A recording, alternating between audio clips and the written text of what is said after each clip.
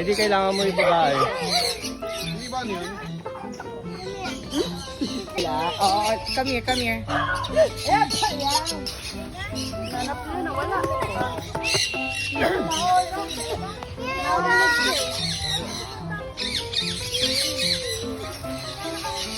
Ya, mahal. Mahal kumain yung ibon, oh.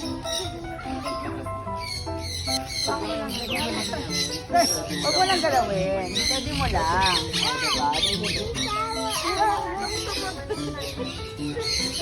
Diba?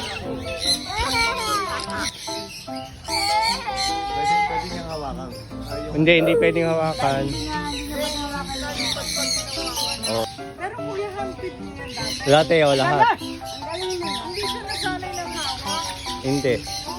Miski yung mga ibon yung inaantid, pagka dating ng ano, nagmamature na siya, hindi na talaga yung magpapahawak. Una, na pepet nyo pa.